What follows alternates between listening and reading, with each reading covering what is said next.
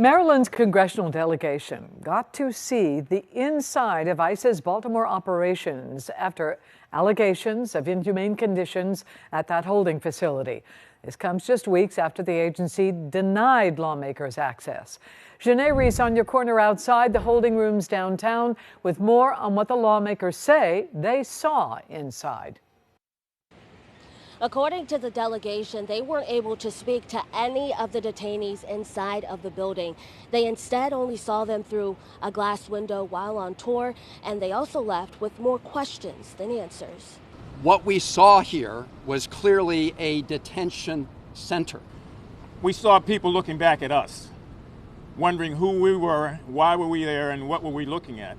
Maryland lawmakers describing what they say they saw inside of Baltimore's ICE holding facility inside the George H. Fallon building. I think we saw about 7 or 8 people. Wednesday's guided tour comes after a federal lawsuit criticized the conditions at ICE's federal building in downtown Baltimore, claiming the conditions inside are inhumane. If there were 40 people in one of those rooms, you wouldn't be able to sit down all at the same time. In late July, the delegation tried to visit but were denied entry.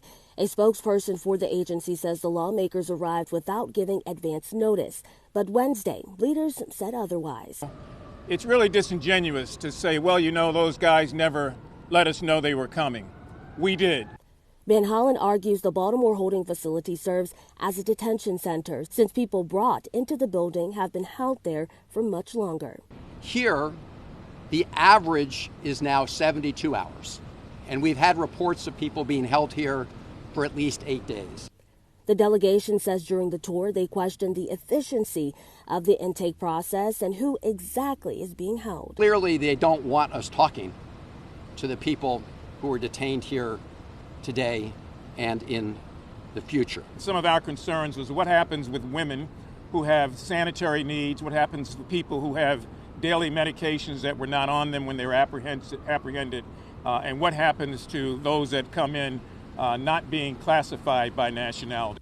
Lawmakers also citing that according to ICE data, nearly 84% of detainees fall under a category of no threat level, conflicting with the claim that ICE would be going after the worst of the worst. We just want answers. We want the truth, the facts, and we want to find a way to make sure that that's public and transparent. When I asked the delegation if they plan to follow up and visit this ICE facility again, they were not able to give us a direct answer on when. However, they said they promised to keep pushing for transparency and proper due process for any detainee.